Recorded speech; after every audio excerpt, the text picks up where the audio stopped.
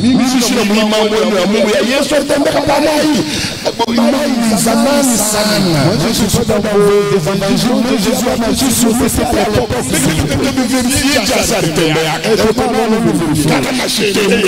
Si il ne marche pas aujourd'hui, c'est pourquoi il faut que Jésus-Christ marche. Je peux pas dire à Jésus à témoigner. C'est pour mambo wako, pasa wako,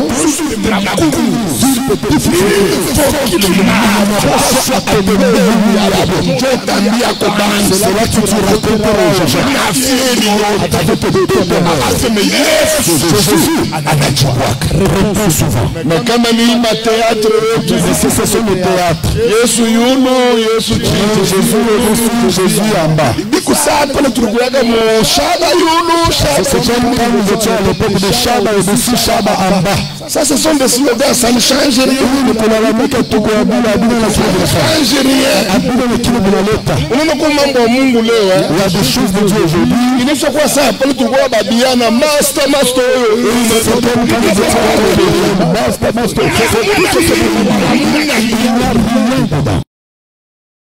Ce soir, Baba Mungu, Père Dieu, nous n'avons chargé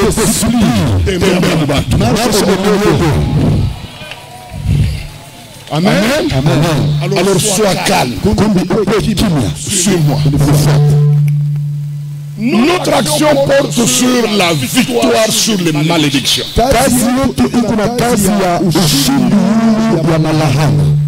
Hier, je vous ai expliqué comment un roi a engagé la guerre avec Israël. Je vous ai dit que ce roi ici était très intelligent, plus que tous les autres rois qui avaient attaqué Israël avant lui. Pourquoi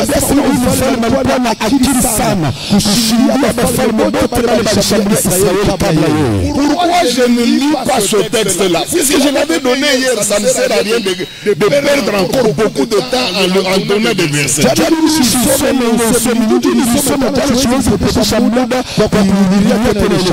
Je vous ai dit que quand Israël est sorti,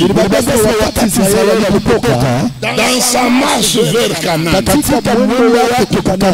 Israël a été attaqué par beaucoup de nations.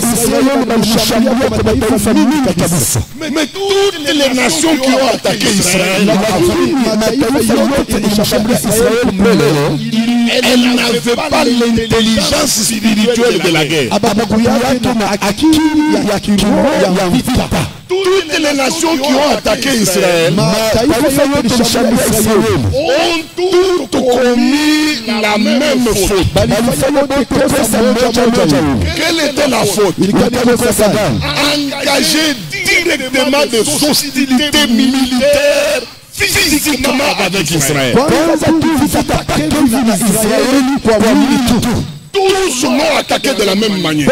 En lançant des chars, en lançant des armes, sans tenir compte d'autres choses. Mais il y a eu un roi qui avait l'intelligence spirituelle.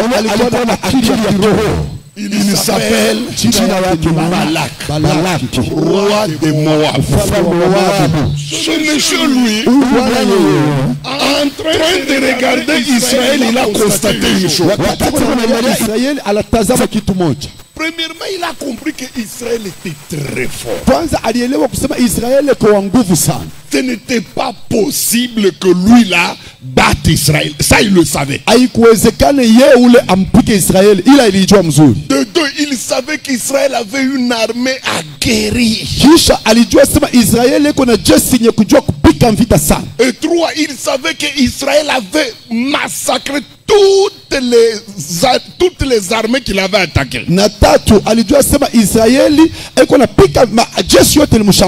Alors, comprenant que sur terrain, il ne peut pas faire la face, ce roi a raisonné comme les gens spirituels raisonnent. Il a réuni son état-major, les généraux, il leur a dit ceci. Nous n'allons pas attaquer Israël directement physiquement. Ce n'est pas possible. Nous serons tous broyés. Alors les généraux lui ont demandé, roi, qu'est-ce que nous devons faire? Le roi dit, pour battre Israël, je dois recourir à une arme spéciale, à une arme à destruction massive, une forme d'arme qu'on peut aujourd'hui appeler Satan 2. Alors les généraux nous disent, quelle est cette arme? Le roi ici dit ceci, allez me chercher le plus grand sorcier de l'époque, un faux prophète, quelqu'un qui a commencé d'abord par servir Dieu, puisque c'est Pierre qui dit ça. Il dit, après avoir quitté le droit chemin, Balaam a suivi la voie de l'argent.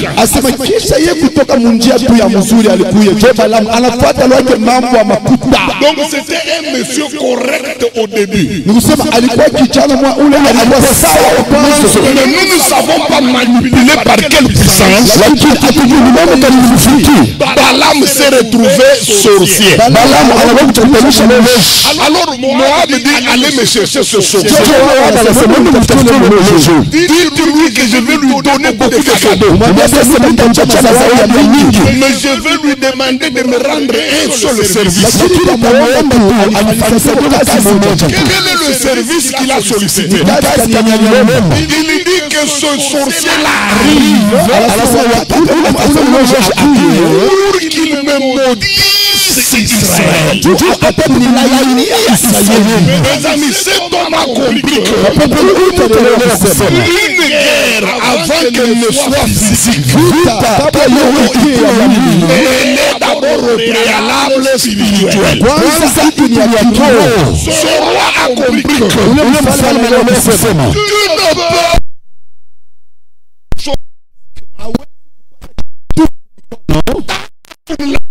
pas rattraper spirituellement.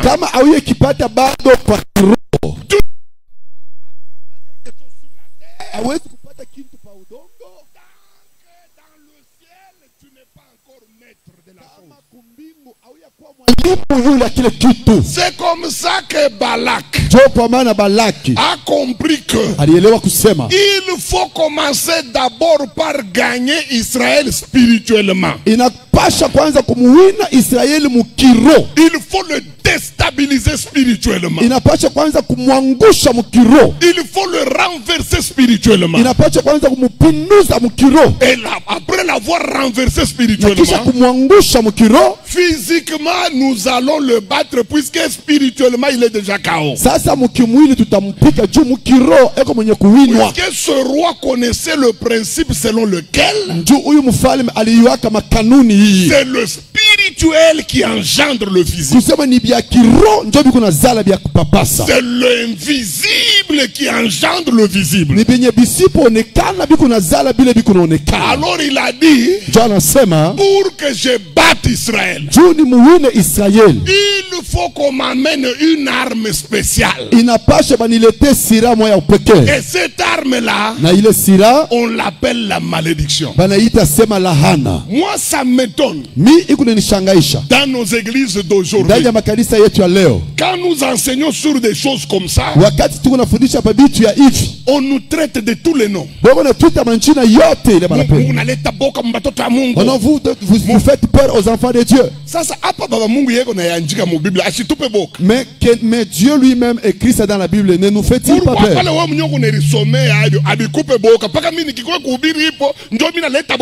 Comment toi-même qui lis, tu n'as pas peur que c'est seulement moi qui te fait, qui t'enseigne sur ça, qui te fait peur? Bon, vous qui niez que la malédiction ne peut rien faire.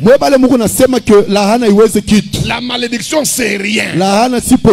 D'ailleurs, dans une église, on ne peut pas prêcher sur la malédiction. Na yenye mkanisa hawezi kuhubiri pa mambo ya lahani. Si cette notion que vous avez là est vraie, Kama ile mafundisho yenu ni ya kweli, pourquoi Dieu lui-même, jua nini Mungu peke yake il est descendu pour interdire à ce sorcier-là de lâcher la malédiction? eko mwenye kushuka njuu ya kukataza ule muloji ashipime kulahani taifa yake. Comme vous avez l'habitude de nous dire que la malédiction ne fait rien. Sasa vile munasemaka lahana haifanyake kitu, Et d'ailleurs, c'est rien du tout. na yo yenyewe hakuna kintu. Si cette théorie est vraie, Kama ile mambo yenu Mungu nasema ni kweli, posez-vous maintenant la question. sasa mujiulize, Pourquoi Dieu jua nini Mungu n'a pas laissé Balaam maudire? ashikuache Balamu kulahani? Puisque si lui-même connaît que la malédiction c'est rien, Juu kama yeye mwenyewe anajua asema lahana haiwezi kitu, Dieu pouvait se dire, kumbi Mungu alingesema hivi, je laisse ce garçon maudire, kumbi mimi namwacha ukiana balahani il kwanza n'aura rien. na akuta kwa kintu. Mais écoutez, Siki, Dieu s'est précipité lui-même Mungu ako mwenye kushuka yeye moyo pour descendre juu ya kushuka et dire à Balak, na kumwambia Balaki, n'ose pas maudire les enfants. ushikasubutu kulahani batoto wa Israeli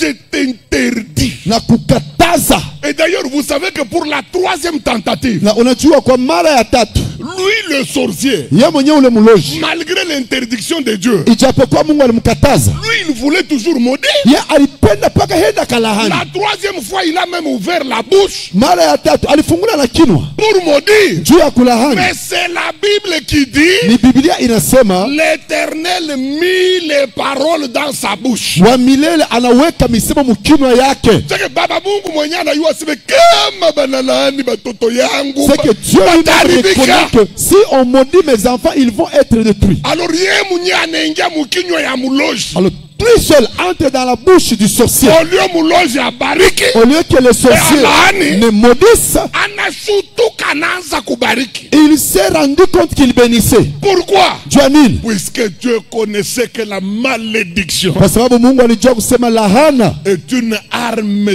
terrible. inakuwa ni silaha mubaya kabisa. Peut-être vous n'avez aucune idée Inawezekana aujue lwako de ce que la malédiction peut kile faire. lahana inaweza kufanya, Mais Dieu, lui, lakini Mungu yeye il le connaît. anajua, Il connaît que la malédiction anajua kusema lahana est capable de faire des dégâts incommensurables. iko na uwezaji ya kuleta maazara ya mubaya sana. C'est pourquoi il s'est précipité lui-même Ndio kwa maana alijishukia yeye peke pour arrêter juu ya kukataza la démence du sorcier, ile akili mubaya ya ule mchawi, pour arrêter juu ya kukataza la folie du faux prophète. bazimu ya ule nabii wa hongo. Dieu était au courant. Et puis, ce qui va vous étonner, Mungu alijua, kisha likijichangaisha vous savez quand Balaam est sur la montagne, wakati Balamu eko pa mulima en train de préparer les armes pour lâcher la malédiction. eko na tayarisha masila njuu ya ye kulahani. Vous savez quels sont les instruments avec lesquels il a préparé la malédiction? Unajua ni mavyombo kani bile alitayarisha na yabyo lahana. Il a dit ceci: Anasema hivi, construisez-moi 7 grands hôtels. munijenge hapa mazabau 7 minene, Mupange ma missile. muniweke misili 7. Minafia kutosha kapata walaana. Je vais libérer ici une grande malédiction. Le peuple mungu naone le nguvu yote taisha bientôt. Le peuple que vous voyez, toute leur force va être anéantie. Tasukuma chingoma hapa. Je vais libérer les armes ici. Hii kibengo yote beko na itaisha. L'orgueil qu'ils ont va être anéanti. Mais munaya pendant qu'on prépare cette malédiction là. Vous savez, wakati wana tayarisha ile lahana, Tu sais ce que dit la Bible? unasikia vile Biblia inasema? La Bible dit, Biblia inasema le peuple s'assit, taifa mwenye kuikala mangea, iko na kula bu iko na kunwa et se leva pour se divertir. na inalamuka juu ya kwenda Huko kucheza. yulu buloji buna di préparer. Là-bas, il y avait la sorcellerie qui se Bako préparait. etu beko na kuria. Et ils mangeaient. Beko na jiba. Il se rassasiait. Bamurima beko na tengeneza Et chingoma ya pourtant, kubatia. sur la montagne, on préparait une grande arme. Sinjoka kanisa ka leo. C'est ça l'église d'aujourd'hui. Mambo beko na tutengeneza kwa shetani angalia bunene.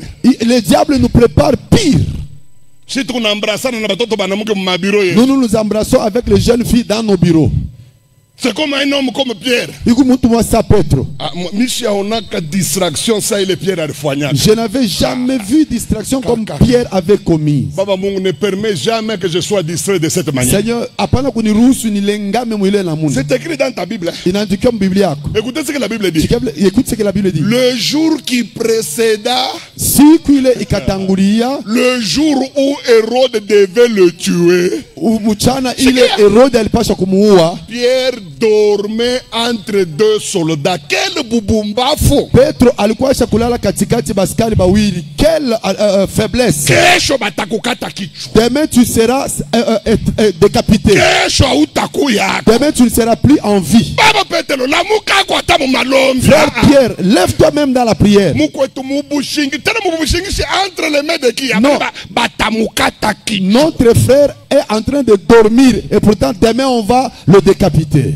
Chance yake. Sa chance à lui, ni église. c'était l'église. Église yo haikulale. L'église n'a pas dormi. Église pale rivumbula banabamba Jacques banakata kichwa. Lorsque l'église a constaté que la tête de Jacques avait été coupée, Ale banashika sebe banabamba tena Petelo. lorsqu'ils ont appris que c'est le tour de Pierre, kanisa nadia hapa mutatua. l'église a dit non, ici vous allez tous le tuer. Ule murikata kichwa. Celui que vous avez décapité, Tulikuwa mu distraction. c'est puisque nous étions distraits. Hatukuwazia se bitatupeleka On kule. ne savait pas que ça nous amènerait là. Tulianza kuwazia sa tatoka amo. On pensait qu'il s'en sortirait. Ukababe na Petelo. Et puis que vous vous saisissiez de Pierre. Mungu na prepare mumukata Et kichwa puis que vous kesho. préparez encore de le décapiter demain. Tatua leo. Aujourd'hui, vous allez en finir avec nous Papa tous. Petelo atoke. Nous sommes ici jusqu'à ce que Pierre soit libéré. Yemoya. Mais lui seul, lui-même, Huyu papa. c'est papa ici. Mungu amurumie na mumbingu muleko. Que Dieu le pardonne même au ciel où il est. Mubushingishi moya akafanjisha. Il dormait sérieusement. Bakukwambia sema arilala sana. Pour même vous convaincre qu'il avait assez dormi. Na ale malaika wabia kwenda anashuka. Même quand le vrai ange est yeko descendu. na waza paka sema eko mundoto cheza na Petelo mukiamfu La mubushingishi. Bible dit il pensait qu'il était toujours dans les rêves. Donc il avait sérieusement dormi. Bantu ngapi beko ile modèle. Combien de gens sont de ce type? Hapa tunesha kuikala hapa. Au moment où nous sommes assis ici, Kuku bantu ata 12. il y a même 12 personnes Banesha kuikalia kumukini yenu. qui sont déjà en réunion à votre village. Beko na njina yako. Ils ont ton nom Kumuchi ya famille. à l'arbre de la famille Kambo yako. pour que tes aïeux Banesha kupangaka muchi moya mumpango yako. avaient déjà semé un arbre dans sa parcelle. Mule bitofu yenu biote biko pale. C'est là que tous vos nombrils sont. Beko na shunguka kuile muchi. Ils tournent autour de cet arbre Baka na njina yako. avec ton nom dans la bouche. Baka afwe. Non, il doit mourir. Ukweli mwishe. Le mariage doit terminer. Me weyo. Et toi ici, Ukuna fia cheo mwasafu. tu es en train de te Karibu cafouiller du uwe na titre président. dans Alors les que assassins. njina yako beko na Au point même de tuer même ton président. Et pourtant, c'est ton nom qu'on veut éliminer là-bas. Unaya sema Bible. Vous savez, dans cette Bible, Il y a 41 personnes. kuku bantu 41 Banafunga mafungu. qui ont gêné, Banasema tutakuria. qui ont dit nous n'allons pas manger, nous n'allons pas boire, Baka Paul afwe. jusqu'à ce que Paul meure. Mais heureusement Paul, Heureusement que Paul, il n'était pas comme Pierre. lui, n'était pas comme Pierre. D'abord, Kwanza, Mungu anapermettre mtoto wake adadake ashikie ile complot. Dieu a permis que son neveu écoute ce complot. Bala anaishikia, Lorsqu'il l'a appris, anamwambia hivi. il lui a dit ceci. Anaambia soda Il moja. a dit à un militaire, Ase baba soda. il dit à toi militaire, Peleka huyu mtoto kwa gouverneur. permet que cet enfant aille voir Eko le na gouverneur. information moja ya nguvu ya kumu. Car il a une information délicate. Mais anabakia yemo. Alors lui seul était resté Mumalombe. dans la prière. Mais c'est ce que nous oublions. Dieu qui est chez toi savoir. Beko na kufanyisha complot ya kuwa kakanisa. On complote contre ton église. Kuku baloji waisha kupanda yulu aseme huyu. Il y a des sorciers qui ont dit, Hii mwaka paka anguka hata na mwanamke. celui-ci cette année il doit que tomber avec même une fille. Wewe olio kwa maombi. Toi au lieu que tu sois dans la prière, Paka kibengo. tu es toujours dans Je l'orgueil. ne suis pas de votre niveau. Mimi shina Vous samwe. savez quand j'ai commencé ce Unajua ministère. wakati nilianza hii huduma. En fait, nous ne sommes pas beaucoup, hein. Hatuna ba Papa, mingi. acha ile maji mutafuta mu. Arrête avec cette folie. Majiba ya mu ministère shibo Le lait du tulikunya. ministère, nous l'avons tous goûté. Tamo ilibamba ku cerveau ilifia kutuharibisha. À un moment, ça a touché le cerveau, ça a failli nous Mais détruire. buluma ya Mungu Mais la miséricorde de Dieu iliturudisha munjia. nous a permis de retourner sur la voie. Écoutez, Uski, quand on préparait cette carabine, wakati tulikuwa tunatengeneza hiyo kongamano, non, quand on préparait par les sorciers wakati balikuwa Balaam. wanatengeneza ile mashauri pour frapper Israël, juu ya kupiga kupika Israeli. Il n'y a que Dieu lui-même. Ilikuwa ni Mungu peke yake. Il n'y avait pas d'intercesseur. Ule ashikuwake na Il baombaji. n'y avait pas de diacre. Hakukuwe bashemash. Baba Mungu lui-même. Mungu peke yake. Il décide d'arrêter. Alichukua mpango ya kushimamisha. Puisqu'il savait que alijua kusema si cette malédiction kama hii lahana touche mon peuple, inagusa taifa,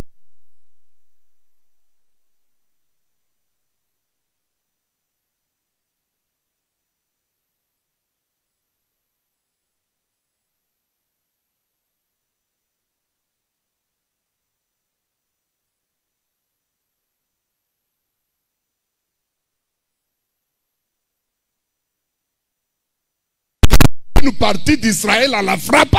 banaonesha vile Balamu aliweza kubamba kipande ya Israeli na kubapika. La Bible dit qu'il leur a proposé des filles étrangères pour qu'elles couchent avec. Biblia nasema alibampatia babinti bakigeni nju basharatike Et nabo. quand Israël a couché, Na wakati Israeli alisharatika, il a ouvert une porte à la malédiction. alifungulia lahana ile mulango. Savez-vous que ce jour-là, 22 000 personnes sont tombées? Unajua sasa ile shiku bantu 22,000 balianguka. Risasi moya ya mungeni Une seule balle de l'enfer inalarisha 22 000 personnes. a mis KO 22,000 personnes. Alors faites attention. Kumbe mnapaswa kukeba ange La bapenda. malédiction est très Lahana iko dangereuse. ya hatari. La malédiction détruit. Lahana iko na haribu bantu. La malédiction dérange. Lahana iko na zuru Vous bantu. n'avez aucune idée Hautezi kufikiri des souffrances causées par la malédiction. mateso ile lahana inakalaki kuna Vous zao. n'avez aucune idée Hamutaweza kuwazia des dégâts créés par la malédiction. mahasara enye lahana inaletaka maisha. Dans cette enceinte ici où nous sommes, Ifashi tusha kuikala hapa. combien de jeunes filles sont incapables de se marier à cause de la malédiction? Basichana ngapi abaweze kuolewa kwa sababu ya lahana? Combien de mamans Kwa mama ngapi font des mariages en mariage à cause de la malédiction? bale beko natoka muibu kweli anaingia mu bwingine njuu ya lahana bale mulahani Combien yake. de jeunes garçons Babiana ngapi banaume sont incapables de se marier bale abaweze kuoa à cause de malédiction? kwa sababu tu ya lahana? Un garçon beau, Kiana mrembo intelligent, wa akili il a les paquets, eko na biceps il a ce que les jeunes filles cherchent. eko na bile balamuke Mais banatafuta. le diable est en train de ridiculiser le garçon. Shetani eko na mupatisha aya ule kijana. Nous avons des gens qui ont des grands diplômes ici, Tuko na bantu beko na macheti kubwa, 3 fois licenciés en. alisha kuisha masomo mara 3 mu mambo fulani Mais fulani. il travaille avec une moto de quelqu'un qui n'a jamais été à l'école. Eko na tumikia pikipiki ya muntu mwa ule aya endaka kwa masomo. Tena beko na mufoke apime kutokelea 22h ni mapi yulu. Et puis on gronde même sur lui. S'il arrive à 22h, on le gifle même. Banakata na yenye baripasha kumuripa samedi ase wende mbele. On va même retrancher dans ce qu'on devait lui donner le samedi. Lui va-t'en d'abord. Nini kunafanya vile? Quel est le problème? Lahana. La malédiction. Lahana muna nayo idea. La malédiction, vous n'avez pas l'idée de c'est. Kuku makanisa binekariwa na lahana. Lahana inaanzia paka kwa mwenye mkubwa wa kanisa. Mikoshi, kumeno, kumikulu. Sasa tukifika kuba ekole de dimanche papa, njo buloji, ukunona batoto bene ingia mkanisa, beina bena na makaputula bunji, bena sema paka, Yesu ya mnya atatusaidia tu. Yesu atatusaidia 10 ans, Yesu atatusaidia 20 ans. Banduku, kuomba bunji tamwa ni buloji. Il y a des églises qui sont assujetties par la malédiction, commençant par le pasteur jusqu'à l'écodime. Et à l'écodime même c'est pire. Vous voyez les enfants qui entrent dans l'église nue. Ils disent non, Dieu va nous aider un jour, 20 ans. Prier de cette façon-là, ce n'est pas bien. Alors hier, j'ai commencé à vous montrer le sens de la malédiction, la signification de la malédiction. Je vous ai dit ceci. Dans ta Bible et dans la mienne. Jusque là. Jusqu'au moment où nous parlons avec vous. J'ai trouvé au moins 5 ou 6 significations de la malédiction. Et je vous ai dit d'abord que la malédiction telle qu'enseignée dans la Bible, Ce sont les paroles ni misemo pleines des énergies négatives, ile iko na manguvu ya mubaya un démoniaque na ya kishetani, capable d'influencer en mal la vie de quelque chose ou de quelqu'un. ile kuna uwezo ya kupeleka mubaya maisha ya kintu wala ya muntu. Ça c'est la première chose. Ile ni ya kwanza. Deuxième chose, Ya pili, je vous ai dit que la malédiction, nilibambia c'est lahana c'est un être, ni muntu, c'est une personne vivante et réelle. ni muntu ule eko naishi na heko kweli, C'est un être angélique, ni kiumbo kya kimalaika, mais un ange déchu. lakini malaika wa shetani. Ne croyez pas que la malédiction c'est une chose. Mshiwazi asema ke lahana ni objet. kintu, isema kintu La hapana. malédiction ce n'est pas ça. Lahana sipo La vile, malédiction c'est une personne. lahana ni mutu. Cette personne vit dans le monde spirituel. Ule mutu eko naishi mu hatua ya kiroho, Elle est sous le commandement de Satan. eko naongozwa na shetani, C'est parmi ces anges. ni katikati ya ba malaika bake. Comme nous avons le démon d'impudicité Sa vile tuku na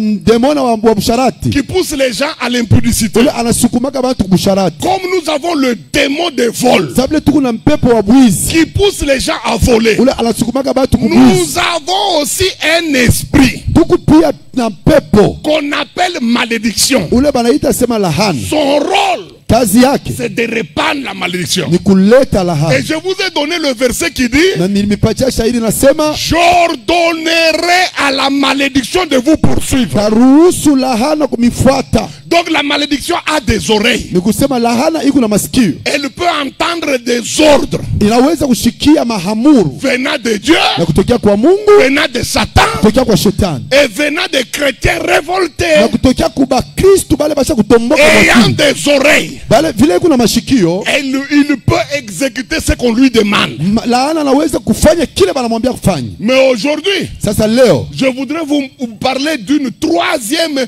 signification. napenda kubambia juu ya maana ya tatu. La troisième, c'est quoi? Ya tatu ni nini? La malédiction.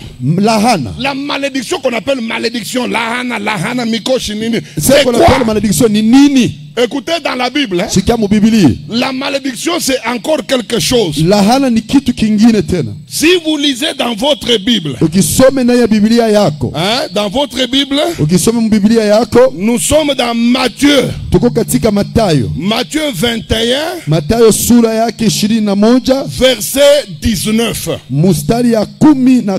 Matthieu 21, Mathayo sura yake 21 verset 19. mustari ya 19. Je suis en train de parler pour ceux-là qui écrivent, c'est pourquoi je me répète. Niko nasema njuba bale bako na njika bambambe bien. Il faut les aider. Inapaswa kubasaidia. Et puis Deutéronome 28, Kumbukumbu la Torati 20 verset 15 à 18. na mustari ya 15 mpaka 18. Église, suivez-moi. Hein. Kanisa munifuate. On vous parle de la malédiction. Banamwambia juu ya lahana. Mais on ne vous a jamais montré la malédiction en question, c'est quoi? Lakini abaya mambiaka lahana ni nini? On vous dit seulement, et pourquoi la malédiction, c'est quoi? Bego nabambia sema kimbia lahana, mais c'est quoi ni nini lahana yenyewe? Troisième signification qu'on nous lise. Batusomee. Matthieu chapitre 21, verset 19. Matthieu 21 19. Et puis 18 à 19. Deutéronome 28, 15 à 18. Na kumbukumbu la Allons-y. Torati. Allons-y. Le micro. Matthieu chapitre On se tient debout Tenez-vous pour debout, respecter. debout, s'il vous plaît. Pour respecter la lecture. chapitre 21, Ah, verset 19. ah, Voyant un figuier ah. Voyant un figuier, hein, sur, le chemin, hein, qu'est-ce que Jésus-Christ va dire? il s'en approcha, Hein? mais il n'y trouva que des feuilles. Il n'y trouva que des feuilles. Et qu'est-ce qu'il va décider? Et il lui dit Hein? que jamais fruit ne naisse de toi. Il lui dit que jamais fruit ne naisse de toi. Et qu'est-ce qui va se passer? Et à l'instant, À l'instant, le figuier s'est sécha. Ce qui est bien, dans d'autres versions, je crois que ça doit être Luc, je ne sais pas, où il est dit, il sécha jusqu'aux racines. Ah. Bingine banasema, Allons dans ikakauka. Deutéronome 28, verset 15 à 18. Deutéronome 28, Hein? 15 à 18. Hein? Mais si tu n'obéis point à la voix de l'Éternel, qu'est-ce qui va t'arriver? ton Dieu. Hein? Si tu n'observes pas et ne mets pas en pratique tous ces commandements, Hein? Qu'est-ce qui toutes les lois que je te prescris aujourd'hui, Qu'est-ce qui va t'arriver? voici toutes les malédictions qui viendront sur toi. Ah, voici toutes les malédictions qui viendront sur toi. Maintenant, attendez, dans ce verset ici, Muisha hili. les malédictions c'est quoi? Lahana Continue. ni nini? Et ils seront ton partage. Continue. Continue. Viendront sur toi et qui seront ton partage. Hein? Tu seras maudit dans la ville Tu seras maudit dans la ville. et tu seras maudit dans les champs. Maintenant, qu'est-ce que signifie être maudit? Écoutez. Continuez. Continuez Ta seulement. corbeille. Ta corbeille, Hein? ta huche seront maudites. Voilà. Continuez.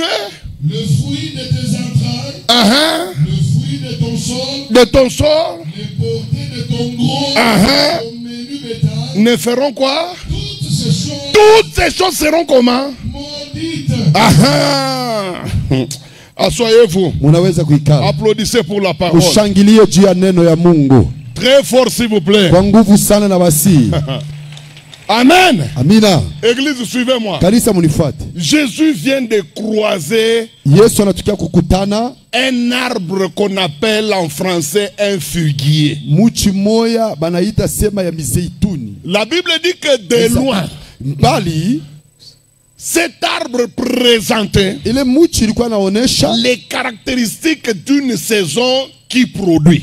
hii asema njoo wakati yao ya kutosha matunda. Alors Jésus-Christ s'est approché, Sasa Yesu akakaribia, croyant trouver des figues. anazania sema atapata kwa mizabibu. Mais quand il arrive sur place, Sasa wakati akafika pale, il se rend compte que anakuwa kuona hivi ce n'était que de l'apparence. ilikuwa tu ni iko vile, lakini haina na matunda, Il n'y avait pas de figues. haikukuwa na mizabibu. Alors ça a donné à Jésus une révolte. Jo ikamkasirikisha Yesu. Alors Jésus-Christ a maudit ce figuier-là. Jo Yesu akalahani ile Il l'a maudit mizabibu. comment? Akailahani je? En disant jamais fruit Anasema kamwe akutakuwa tunda ne naisse de toi. ile itatokaka kwako. Mes amis, sur place. Bapendwa, paka pale, Je vous dis sur place. paka pale. La Bible dit le figuier sécha Biblia inasema mizabibu ile mucha mizabibu ikakauka jusqu'aux racines. mpaka na kumizizi. Et dans Deutéronome, selon ce que l'apôtre Israël vient de nous Na dire, kumbukumbu la Torati kufuatana na vile mtume la Israeli Bible anafikia dit, kusoma, si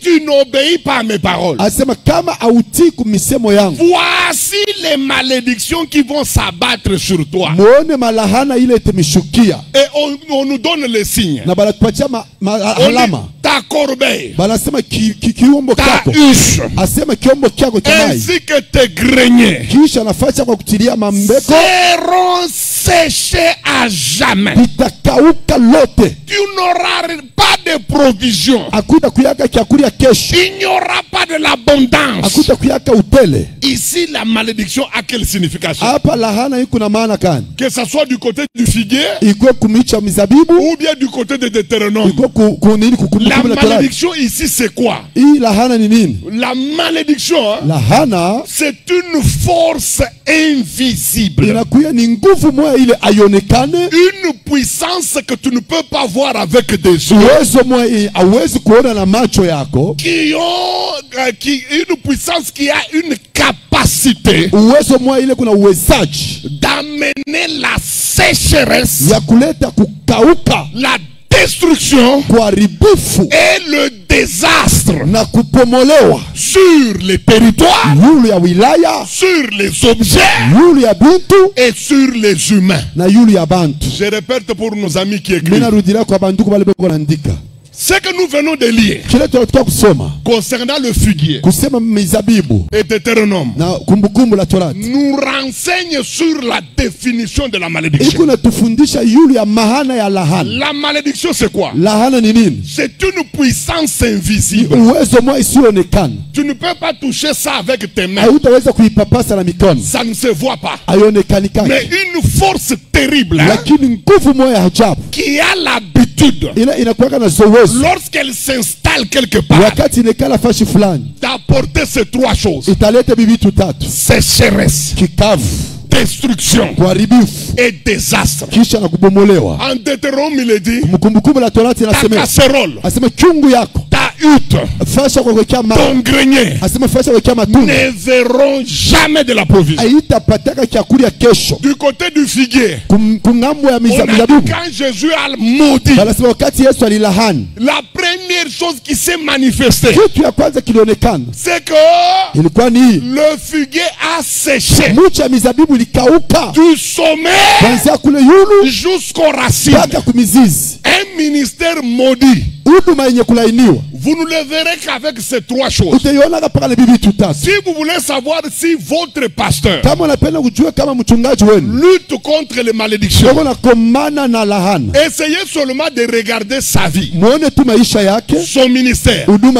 Tu verras ces trois choses: sécheresse, destruction, désastre. Et les trois choses ici vont attaquer tous les secteurs ayant trait à sa vie. Sur le plan du mariage, ni ma mariage, moi mungu nalala mu quartier lwenu munafutaka bangi lwenu mais mungu nasikia ule kona kombana ni ba pasteur na bibi yake. Unasikia ma pasteur na batanyua leo pasteur na leo ntapika. Mwe baadi amba jo mungu naenda kukataza bukomvi. Mungu na ba pasteur utaua unya. Eko na hapana mtoto mwanamke nicheza sana. Njoo itakuwa vi yake yote. Mais uko mnyanganye baba, uko mnyanganye bibi. Namu nataria kwa kubele famille bamurudishe bibi. Kumupenda na mupenda. Mais kuko kikintu kimoya kiku na muampeshe kuikala na banamuke. Pawe kuyo seme ashimchukia ke bibi yake ni modela nendaka kubembelesha kama bibi anenda. Aeko kapabla hata ya kuzia baba muko motoka juba murudishe bibi. Meshiku to anarudia. Juma mbili kumulefu. Atakuwa kwanza makofi moya. Tena mu makofi mule eko na tetemeka na kutetemeka. Uba pasere eko na problem mushimuwe bule. Mujokipe tu na laana. Ça sera des types de mariages tels que le pasteur, lui-même il est pasteur, mais vous allez constater que ce sont des mariages, le pasteur il est en train de frapper sur sa femme. Dans le quartier, ce sont les gens qui fument le chanvre qui viennent pour interdire au pasteur de frapper sur sa femme. Et après, quand il va chasser sa femme, la femme s'en ira, c'est lui-même qui ira plaider pour qu'on lui retourne sa femme. Le problème, ce n'est pas le problème du pasteur, ne le tuez pas, ne vous apprenez pas à lui, attaquez-vous à la malédiction. Cette puissance, frère, elle est tellement forte qu'aucune personne sans l'aide de Jésus ne peut la renverser. Laana njo kintu mwa kineshaka bantu bote nguvu. Utasikia muntu kumwanzo alikuwa na nguvu asemitazala. Unasikia mukati ya sebashi mimi namshukuru tu Mungu bengine abana tana bukweri mimi hata mishizali. Meniko kameme kubukwere kile kinafikishanaka kusemesha vile ni laana inekalaka na nguvu mwa tetutesi mwa ya kutoka. Utajuliza sababu hiki kintu kenyeweke au takiona yo laana inekalasa kimur kikibumbashi kimwa aute kibamba na mikono. Utaanza pa kushikia ukifia kutoka mo unashikia kiko na kufanya ururu. Ukifia kutoka mo unashikia kibumbashi moya akina njina mekiku na kurudishaka pafuashi mzuri sana. Atono pia kufua kibengo kia ajasi mebo ituru na mima ishi tafunguka. Kio kita jempoze unarudia mukanjimu yako mlori tokea. La malédiction, c'est l'unique chose qui ferme la bouche à toute personne. Au début, quelqu'un peut être orgueilleux. Il dit non, moi je vaincrai ça. Mais à un moment, lui-même se dira bon, c'est bon, je n'arrive pas à mettre au monde. Quand même, j'ai le mariage. Le mariage, c'est quand même bien pour... Il y en a qui n'en ont pas. La malédiction, c'est un mur qui est devant quelqu'un. Si tu essaies de forcer, tu n'arriveras pas à aller là où tu veux jusqu'à ce que tu vas retourner là où tu étais. Tu peux voir une fille jolie, une fille qui a confiance en elle-même. Souvent, quand je modèle, c'est engagé à un niveau yeno. Quand je tafuta banamu ke mukata fute ba niveau yeno. Mi ivu na nyone minesu kuchika muntu sawe. Jusque là ni pale ego na ma 18 ans, ma 20 ans, buzuri bungariki na mulewesha. Mais ashiyu aseme malgré bule buzuri kuku kibumbashi lumwa basha kwekaka kwabo abata mwaka. Utamushika paka ye mwa kama anaanza kuingia mu ma 28, ma 29, ananza kuingia sasa mu 30, mu ma zone rouge. njoo na kuingilia mubiro ase ba pasteur. Est-ce que kule unaendaka kuhubiri hawezi kunitafutia kwa hata mwanaume mwatasha kuzalaka mitachunga batoto. Kile kinamfikisha mkusema vile ni nini? Lahana. Ni nguvu mwa specialist mkuisha bantu bubishi. Utakuwa na kabwabwa tele. Laana itakwambia aseme niko pale au ni weye au ni mi. La malédiction peut prendre une jeune fille très jolie. À 18 ans, elle peut tout dire. Mais quand elle commence à aller vers le 28 ans, c'est en ce moment-là que vous allez la voir entrer dans le bureau du pasteur pour dire, pasteur, là où tu vas, est-ce que tu ne peux pas me chercher même un garçon qui a déjà même des enfants? Le problème, c'est quoi? C'est la malédiction. Garçon, moi, on a nyuliza se papa. Qui a la moi, papa? Unyangarieko. Regarde-moi d'abord. Qu'est-ce qui me manque moi pour que les filles me chassent comme ça, me rejettent comme ça? J'ai dit, moi aussi en te regardant, tu es mignon. Mais je ne sais pas pourquoi on te rejette. Et même il avait un emploi. Ce qui allait le tuer. C'est quand il avait vu un choriste sans emploi qui a été accepté par la femme. La fille qui l'avait refusé dit je veux me pendre. Lui-même il me dit papa. Même celui-ci, on l'a accepté. Moi on me refuse. Je dis lui c'est un chien. Il est aussi un humain. Je ne sais pas comment il a dragué. Mais ça a quand même tenu. Mais ce choriste-là n'a pas d'emploi. On l'a accepté par la même fille qui l'avait refusé. Le garçon dit je veux me suicider. C'est ce qu'on appelle la haine. C'est une puissance qui agit dans le noir, mais qui a une capacité extraordinaire d'apporter le désastre, la sécheresse et la destruction. Vous voyez, quand une maison est bénie, il y a une façon que cette maison va se comporter. Mais quand la même maison est envahie par une dégradation qui n'a pas de niveau. Je vous dis la vérité. Moi j'ai vu des frères en Christ avant qu'ils ne deviennent méchants. Sa vie marchait sérieusement. Je connais un garçon qui avait 3 maisons.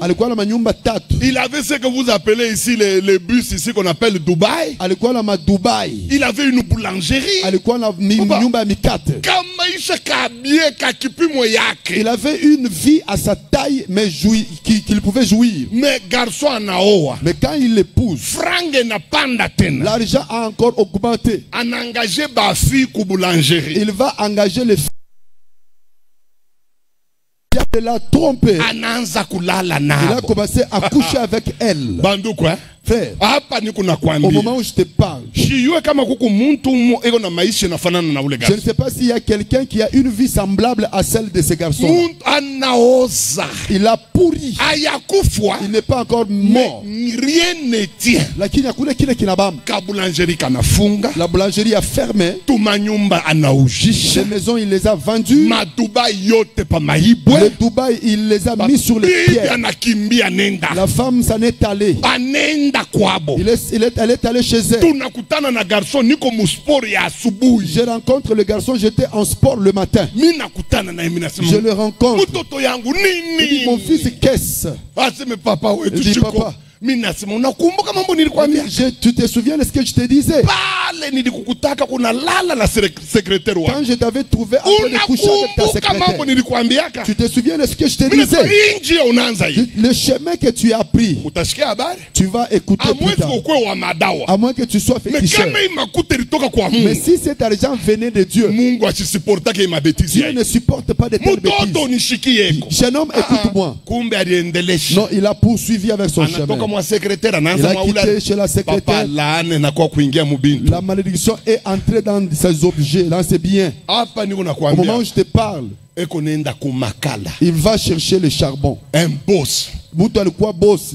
Ou le kiana. Les messieurs là. Ni genre ya ba frère. C'était ses frères ici, les gens. Kukuma voyage. S'il y avait des voyages, unamuita ku vous téléphone. l'appelez au téléphone. Papa ni kuna 60 choristes. Frère, migo na ba choriste 60. Yawe kupeleka ku Kasumbalesa. Pour que tu les amènes à Kasumbalesa. Nakwambia mambo kiloko baba se. Dis non, c'est petite chose, petit problème. Ubambie mtu tajitengeneza 8h ni unabeba. Dis-leur que chacun se prépare à 8h, je vais prendre Mais tout. leo Mais aujourd'hui, ni enjo wa kubeba. c'est lui qu'on prend maintenant. Et puis aina kubeba motoka ni kubeba parking. Et on ne le prend pas dans un véhicule Puisque à bord, mais maïcha. c'est un vélo. Puisque la vie, Satan a détruit. le diable l'a détruit. Mes amis, Frère, faites attention à cette histoire Mukebe Angela qui le quitte. qu'on appelle la Qui le malédiction. donne la hana. Ça a une puissance de destruction terrible. Qui kuna uwezo ya kuharibu ya hajabu. Et quand cette puissance Na wakati ile uwezo descend, inashuka, elle a la capacité inakalaka na nguvu de rester ya kubakia dans un endroit pafashi moya même pendant 100 ans. hata miaka 100. Je vais vous donner l'exemple. Tabapatia mfano. Quand Josué a maudit Jéricho, Wakati Yeshua alilahani Yeriko, qu'est-ce qu'il avait dit? alisemaga nini? Maudit soit celui Asema alainiwe wowote ule qui construira Jéricho. atajenga Yeriko. Kia kwanza, Il posera le fondement ataweka msingi au prix de son fils aîné. kwa bei ya mwana wake mzaliwa S'il ne kwanza. comprend pas ce langage, Kama ashelewe eh vile, bien, il placera les portes ataweka milango au prix de son fils cadet. kwa bei ya mtoto wake wa Frère, mwisho. Ndugu, vous savez que entre la période où il a prononcé la malédiction unajua wakati ile alisemaka ile lahana et la période où la malédiction a frappé, na wakati ile lahana ilikuwa kupika, il s'est passé 300 ans. kulipita Papa. miaka 300. Auna na akili ya ile puissance capacité yayo ya kubakia parfois shipalenesa kuikana. Vous n'avez pas l'idée de comment cette puissance peut rester là où elle est placée. La malédiction a mis 300 ans. Lahana ile iliweka miaka 300. 100 ans malédiction iko paka. 100 lahana iko. Iko natafuta nani? Elle cherchait qui? Ula takotola kwa kuyenga Jericho. Quiconque oserait construire Jéricho. Ile ça, À ce moment-là, Josué banesha kumujika anaoza na mifupa mishwe kama ilikuya. Josué était enterré, décomposé. Je ne sais pas même s'il y avait les os. Mais la malédiction qu'il avait lâchée Lakini lahana ile aliacha. a continué à agir sur cet endroit-là. Iliendelesha na kutumika pa ile mazingira. Waza 300 ans. Imaginez-vous 300 ans. Question que vous poser. Moi, je me pose cette question. Pourquoi dans 300 ans, Jua nini mwile miaka 300 cette malédiction n'a pas perdu en rigueur? ile lahana haikuishe nguvu? Pourquoi dans 300 ans, Je mu miaka 300 hii cette malédiction ne s'est pas éloignée? ile lahana haikutokepo? Je vais vous dire la vérité. Tabambia ukweli, La malédiction lahana n'écoute que le langage de la violence. ineshikiaka paka kama muntu anatomboka, Tant qu'il n'y a pas de révolte, kama muntu ayatomboka, tant qu'il n'y a pas quelqu'un pour la ôter, kama akuyakuwa muntu akuitosha, elle ne partira jamais. haita kwenda hapo. Souvenez-vous Mkumbukeni de Jacob Yakobo qui avait maudit ule alilaniaka Ruben, la famille de Ruben. jamaa ya Rubeni. Je vous dis, cette malédiction a résisté dans cette famille jusqu'à ce qu'un homme arrive qu'on appelle Moïse. Nabambia ile lahana ilidumu pale paka pale muntu banaita sema Musa alifika. C'est Moïse, Ni Musa grâce à l'autorité spirituelle que Dieu lui avait donnée, kupitia ile mamlaka ya kiroho Mungu alimpachiaka, qui avait ordonné aliruhusu. que la malédiction qui était sur la famille de Ruben Anasema ile lahana ikuwe pa jamaa ya Ruben puisse sauter. toke. Frère, il y a des malédictions, hein, Napenda kuku lahana des générations et ile des générations. inafikia bizazi na bizazi. Ni malaana moya kama automboke. Ce sont des malédictions que si tu ne te révoltes pas, Papa wangu akutashanjaka mon kitu. frère, il n'y aura pas de changement. Huyu muntu unakubiri leo L'homme qui te parle aujourd'hui, anatokea mu mafamii ya malahana. il vient de familles où il y avait des malédictions. Je connais namna balitufanya kwetu. Moi, je sais comment on nous a broyés chez Je nous. connais les choses qui nous ont fait fait souffrir. Mina jua bitu bile bili tuteswa. Ces choses ne se sont jamais arrêtées puisque nous avons pleuré. Bile bitu abikushimamake juu tuku na riaria. Ces choses ne se sont jamais arrêtées puisque nous avons fait pitié. Bile bitu abikushimamake juu tunaleta buluma. Bile bitu binakuwa kuisha. Ces choses-là ont fini. Du moins mu maisha yangu. Surtout dans ma vie. Ile saa milishimamia yulu. Nipaka wakati nilishimama yulu. Mina sema abitendele. Quand je dis non, ça ne doit pas continuer comme ça. Papa niko nakwambia. À un moment je te parle. Moi, nilivivre kitu kimwa kibaya sana mu famille. J'avais vécu pire dans ma famille. Tunakomala bien. Nous avons bien grandi. Sans problème. Il n'y avait pas de problème. Tunakomala kila mtu anaoa. Chacun a épousé. Kwetu hakuna muntu munirumie kwa. Chez nous, excusez-moi. Munirumie ko. Excusez-moi. Mais shia onaka muntu kwetu ula na dependaka na mwingine. Je ne connais pas quelqu'un qui dépend de l'autre chez nous. Shiseme beko na makuta.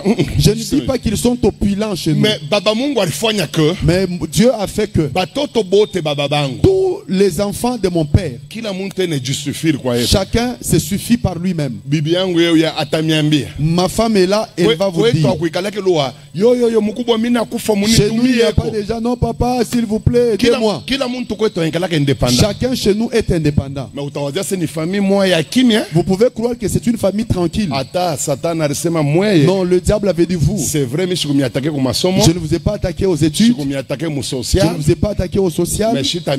Mais je ne vous laisse pas libre. Nous avons découvert un phénomène qui commençait chez nous. Dans les années 90. Le premier est mort. Nous avons dit oui. C'est la première fois que quelqu'un est mort chez nous. Après toi, tu n'es éternel. Nous ne sommes pas éternels. Ok. 5 ans. Quelqu'un d'autre. Nous n'avons pas bougé. Nous avons trouvé ça normal. 5 ans. Troisième. Non, là nous avons tiqué. Non, c'est quoi dans la famille? On a discuté. Pendant que nous discutions là. 5 ans. 5 ans encore. Le quatrième. Enterré. C'est en ce moment-là que toute la famille était maintenant yeux ouverts. Là, je ne te parle que Bamuntumbo Yang. Ici, c'est seulement ceux de ma mère, de chez ma mère. Je ne te parle pas de neveux. Eux aussi, ils mouraient là-bas. Mais nous, moi, je te parle des uterins. Nous sommes en train de regarder. 5 ans. Cinquième personne. Famille, là, toute la famille était debout. Oh non, c'est quoi le problème? C'est quoi qui nous tue? Imaginez-vous que nos enfants sont venus chez moi. Ils disent, Papa Esdras, c'est toi qui parles trop. Oh non, Yesu. Dis-nous ce qui vous tue là. C'est quoi? Maintenant, mets-toi à ma place. C'est toi qui enseigne la délivrance. Lubumbashi, oh pasteur Esdras. Chez eux, il y a des gens qui meurent chaque 5 ans. Chaque 5 ans. 5 personnes.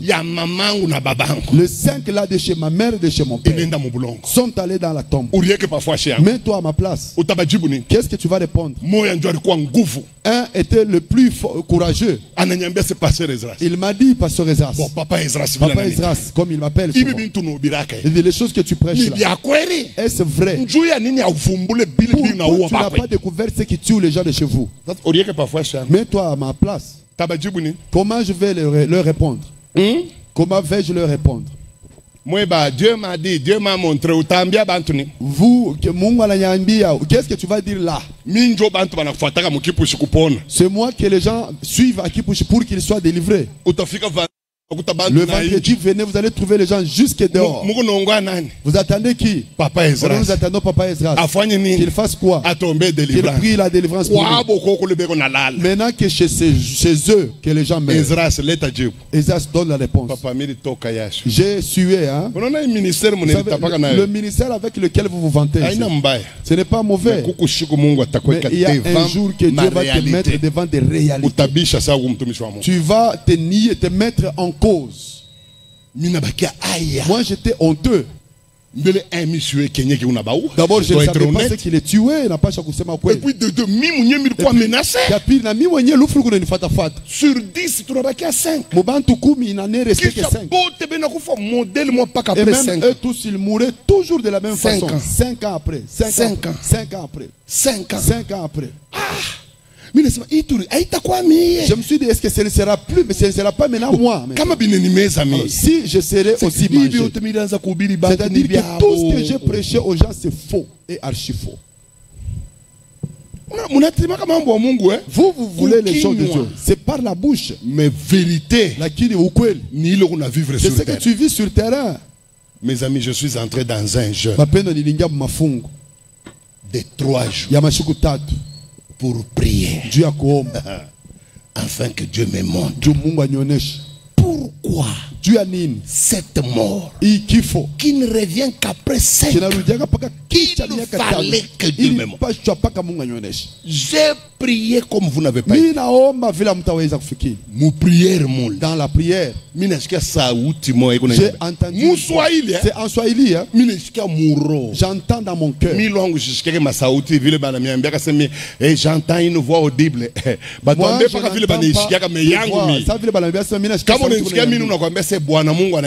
si je te dis que Dieu m'a dit, c'est au cœur qu'il parle. C'est au cœur. J'ai entendu une voix qui me parlait Moussouaïl. Va au Kasaï. C'est tout ce que j'ai entendu. J'ai arrêté le jeu. J'ai dit à mon épouse, je vais au Kasaï. Je suis arrivé au Kasaï. Je vous épargne des détails. Je vais rencontrer une histoire très diabolique qui s'est fait pendant que nos ancêtres vivaient et qui avait des conséquences. Alors Dieu m'a dit, tu te poses la question de l'origine des meurtres. Tu vas chez vous. Maintenant retourne à Kipush. Allez jeûner. Quand je pars à Kipush, jeûne il y a 3 jours. Maintenant 3 jours. Sans boire, sans manger, j'ai prié. Il y avait de la mort. Il y avait de la salive. Il y avait des larmes. J'entends quelqu'un qui me dit, c'est fini. Vous n'allez plus mourir. Tu sais, la dernière personne qui est morte, elle est morte le 11 novembre 2009. C'était la toute dernière fois. Moi, je te parle. Nous sommes en 2025. Je ne sais pas si c'est 2010 ou 2009. Je peux me tromper. Mais ce qui est vrai, c'est le 11. Entre 2010 et 2009. Mes amis, ce jour-là, c'est le jour que la mort s'est arrêtée. Maintenant, je veux que tu calcules. Prenons 2010 jusqu'à 2025. C'est combien d'années? À peu près 15 ans. 15 ans. Que la mort s'est tue. La malédiction, la force qui prenait chaque 5 ans. Chaque 5 ans là. Qui n'est qu'à la kimia. C'est tu. Seul. Les autres n'avaient pas prié. J'ai prié seul. Je suis tenu pour la famille. Et Dieu m'a répondu. Mais au moment ici nous sommes combien? Ici nous sommes combien? Imaginez-vous que tous ici, que nous puissions être debout pour commencer à briser la force de la malédiction. Combien de malédictions vont fuir nos familles? Combien de malédictions vont fuir nos familles? Si un seul chrétien d'une famille, je n'ai pas prié avec mes frères. Chacun va à ses préoccupations. Moi-même, seul, dans une chambre, j'ai pris la résolution. Vous savez, si à Jéricho, il y avait eu quelqu'un qui pouvait avoir l'intelligence spirituelle de discerner la force magnétique, la force diabolique qui était dans la malédiction malédiction lâchée par Josué. ile ilikuwa ndani ya lahana ile Yoshua alisema. Je vous dis que cette malédiction allait sauter. Mwambia sema ile lahana ilifia kulukaka. Qu'on ne vous trompe pas. Bashimilande. Une malédiction ne partira pas puisque tu as longtemps souffert. Lahana haitatoka juu unateswa sana. Une malédiction ne partira pas. Lahana haitatoka puisque tu as longtemps pleuré. juu unalia sana. Tu peux pleurer comme tu veux. Unaweza kulia vile unapenda. Et nous aussi on a pleuré. Na shiko tu tuliliaka. Imaginez-vous 5 morts. Muone comment tous 5. Turiria malangapi. Nous avons assez pleuré. Turiria malangapi. Nous avons assez pleuré. Mais ça n'avait rien changé. Pourquoi il changé kintu? Pourquoi ça n'a pas changé c'est quelque chose? puisqu'il n'y a pas eu révolte spirituelle. On ne faisait que pleurer. Mais on ne changeait rien. Si tu veux que quelque chose change, mon frère, ma soeur, tiens-toi debout dans la prière. Parce que ton problème, ce n'est pas le problème du pasteur. Parfois vous vous confiez en nous. Tu crois que je viendrai prier à ta place. Et pourtant quand Dieu me regarde au ciel, il voit seulement à moi l'idée de te dépouiller. Il ne va pas agir au travers de moi. Parce qu'il ne lit que des bêtises dans mon pensée. Mais si toi-même tu pries, tu pleures, Dieu peut t'exaucer. Il peut t'exaucer. Une femme, on l'a refusé 5 fois. C'est seulement le jour de sa dot. Le jour qu'on amène la dot. C'est ce jour-là que l'homme va partir pour de bon. Un autre reviendra. C'est le jour qu'on donne la dot. Quelqu'un viendra. La fille est allée chez le prophète. Je respecte s'il vous plaît le prophète. Le vrai existe et même le véritable le fort. Mais il y en a aussi qui sont de mauvaise foi. Ils ont fait souffrir cette soeur. Quand elle allait chez elle, donne ce qui va te faire mal. La soeur a offert des frigos. Elle a offert des congélateurs. Elle ne s'est pas me fait prendre un mariage. Mais quand elle a dit non, c'est assez avec les choses des prophètes, elle-même, elle est entrée dans le jeûne. Elle a dit à Dieu, ce qui se fait, je ne trouve pas ça normal. Comment quand quelqu'un donne la dot, après, il va partir. Elle a beaucoup prié. Elle a beaucoup prié. 4e jour. Le 4e jour de jeûne. On va l'appeler pour lui dire que sa grand-mère était malade. On dit non qu'elle vient. Elle a quitté le jeûne et elle est partie. Quand elle arrive dans la chambre de sa grand-mère, sa grand-mère lui dit, pourquoi tu as changé ta façon de prier? C'est grand-mère. Comment tu as su que j'ai changé ma façon de prier? Il dit non, tu dois commencer à prier toujours comme tu priais à l'époque. Arrête avec les prières que tu fais là. Il dit, grand-mère, est-ce qu'il y a un problème? La nuit, la grand-mère est décédée. C'est comme si ça se passe en Afrique. On les a choisis, elles et les filles, qui devaient laver le cadavre de leur grand-mère. Elle aussi était parmi les gens qui devaient nettoyer le corps du corps. C'est elle qui déshabillait la grand-mère. Quand elle ouvre le premier panier, elle va voir une boule tomber. La grand-mère avait déjà noué sa hanche. C'est tombé par terre. Quand elle ramasse ça, dans sa tête, c'est comme si ce n'est pas un problème de grave. Elle a pris dans la mis quelque part. Qu'elle puisse d'abord purifier, nettoyer les cadavres. Le problème a commencé quand? Lorsqu'elle va déballer cette boule-là, elle va trouver quoi?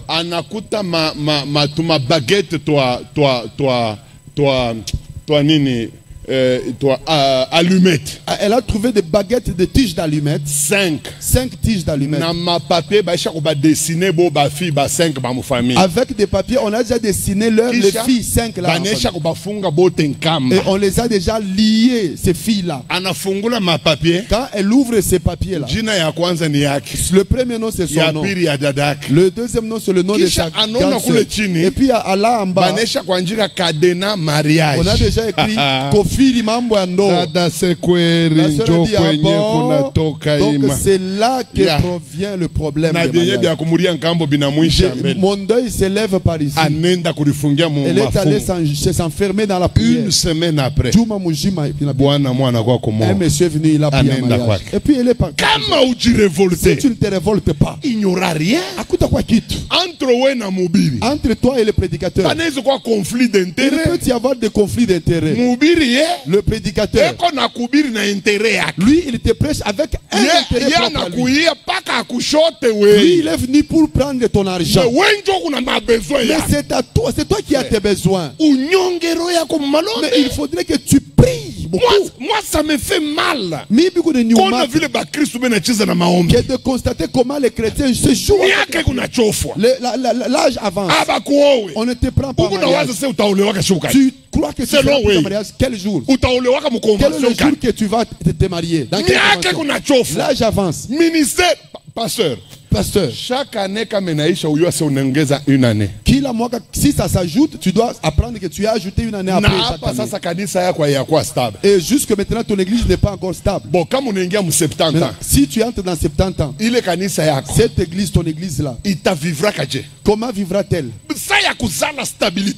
Le moment de créer la stabilité, c'est maintenant. Pour que tu puisses révolte-toi. Ou tu es révolté. Ne te joue pas. Tu es là en train de prendre à la légère. Tu es locataire. Qu'il te donne ta parcelle avec ton argent. Parce que loué ne sera pas éternel. Je vous le dis. Celui qui vous parle ici, c'est quelqu'un qui était dans le ministère de la farce. Le ministère de proving. Venez 3 jours avec le pasteur Ezra. Au bâtiment du 30 juin. Tout y a impressionné. Pour juste impressionner. Mais moi, je te crois que c'est ma ministère d'impression. Nous avons découvert que le ministère d'impression n'a nulle part où il va. Nous avons commencé à creuser. Nous avons commencé à faire asseoir les choses. C'est comme ça que dans ma vie, ma parcelle yote à ma paroisse, toutes les parcelles de nos paroisses, nous sommes en train de les acheter. Puisque dans ma tête, je vise la stabilité. Tous les ministères là, ça disparaît comme ça a commencé. Je vous en supplie. Aujourd'hui c'est le dernier jour. Ne me dis pas que je vais faire entrer les canards dans la maison. Qu'est-ce qu'un canard peut t'apporter, ma soeur? Parmi les canards là, 2. Et puis eux tous ce sont des mâles. Quel est le jour qu'ils vont se reproduire? Tenons-nous debout. Attaquons le problème à la source. Moi je ne prêche pas un évangile superficiel.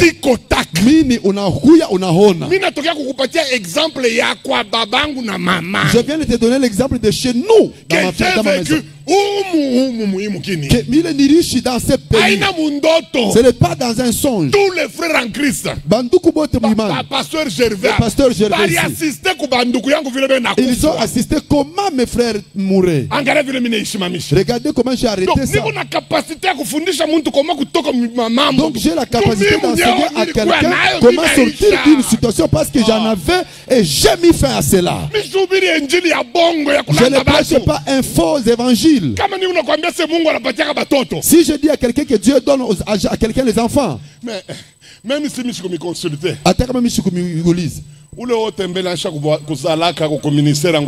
tout celui qui a déjà mis quand même au monde parce que j'ai prié pour lui et quoi, ils sont là.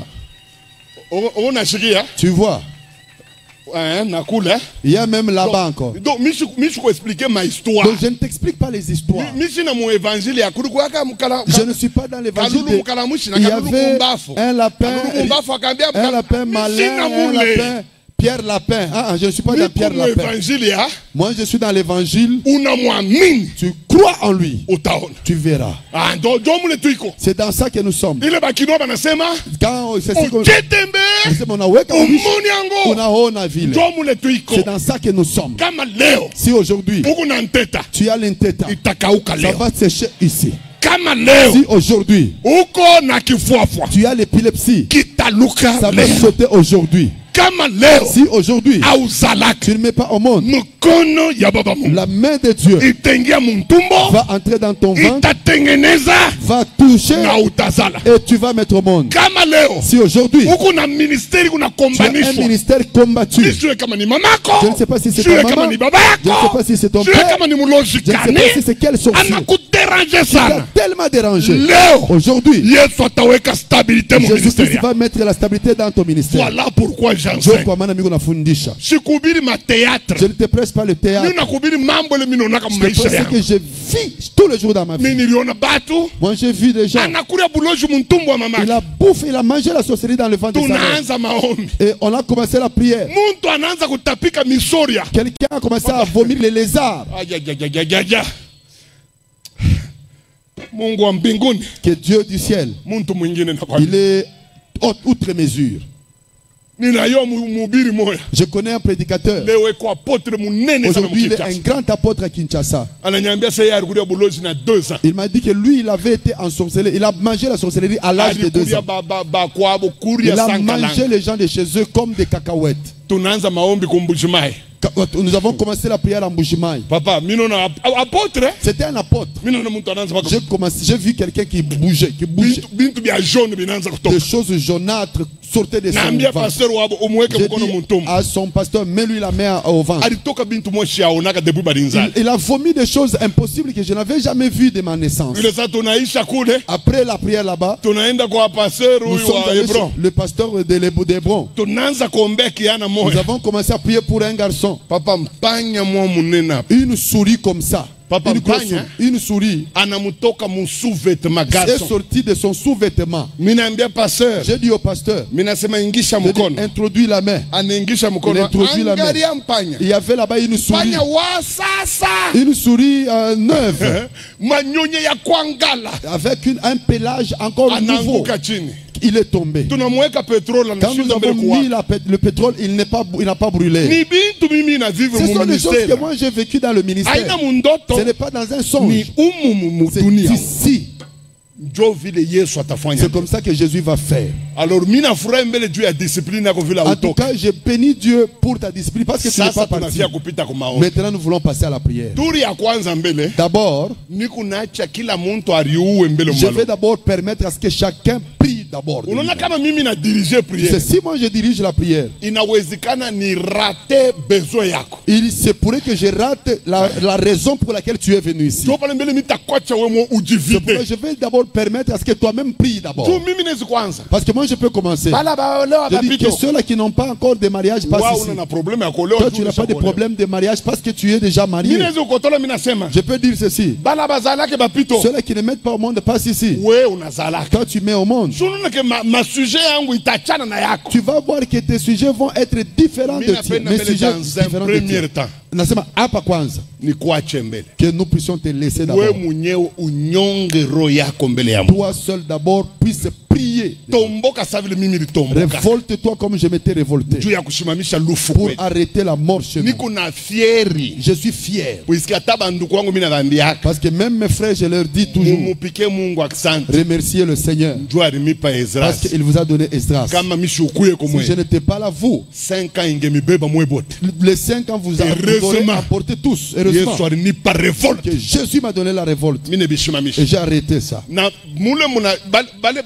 Et ceux-là qui ont eu Aina la vie paka sauve. ba Kristo. Ce ne sont même pas seulement le chrétien. Kuku na moya haya iwaka Yesu Il y a même ata. un qui ne connaît pas Jésus de sa vie. Eko mulutukuluaka. Il boit, lui, Mais na l'alcool. yana ponea paka Mais lui mwile aussi malombi a yangu. été sauvé dans ma prière. Na ye paka mulutukumule Yesu aseweka. Toujours même dans son alcool, là, Jésus dit, ok, toi aussi 5 passe ici. ans Tu n'es plus concerné par les morts de 5 ans. même itakokoaka. Tu peux boire, mais je te sauverai. Eko naendelea kunywa. Il continue à boire. Mais 5 ans iko napita. Mais les 5 Mwanaume. ans passent. Eko na kunwa eko paka. Il boit, mais il est là. Hapa tunafika curieusement. na mu15e eko paka na Nous sommes kunwa. même à la 15e année. Mais Il il est continue à mina boire. yua. Mais tout ce que je sais, Atenda kubulongo. il ne va pas mourir Na kunwa. avec l'alcoolisme. Ataturejoindre. Il va nous rejoindre dans la foi. Alors nitakuachia mbele Je vais uombe. te permettre que tu pries seul. Jeune fille tomboka. Ma soeur, révolte-toi. Ambie bile bimamikishi bya kwenu. Parle aux esprits de chez vous là. Bikwache olewe. Qu'il te laisse Jeune te garçon marier. tomboka. Frère, révolte-toi. Wewe ule unatafuta kazi. Toi qui cherches le Impose travail. kuma esprit. Et dites aux esprits. Mutona après Vous allez voir après cette action. Mutashika bakuzala. Vous allez apprendre que les gens vont mettre au monde. Les filles vont se marier.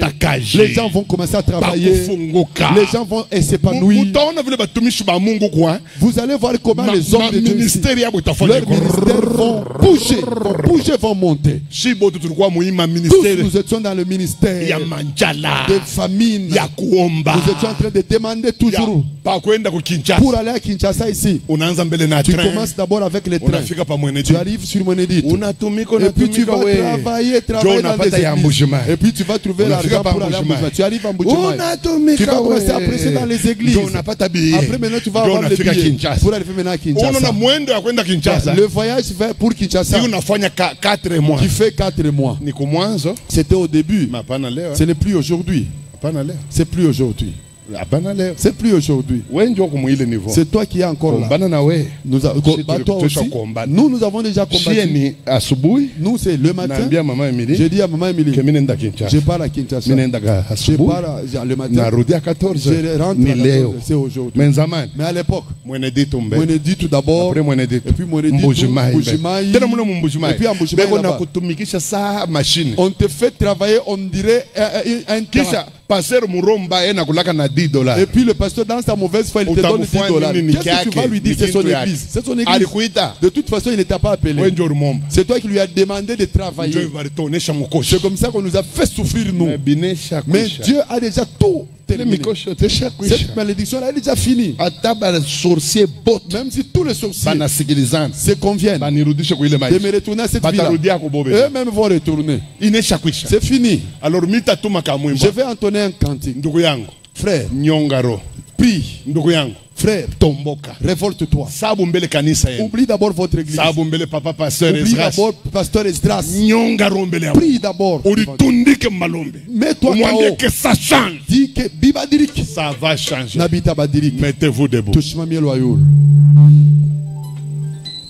Mettez-vous debout. Tushimamie loyal. Bita changer. Ça va changer.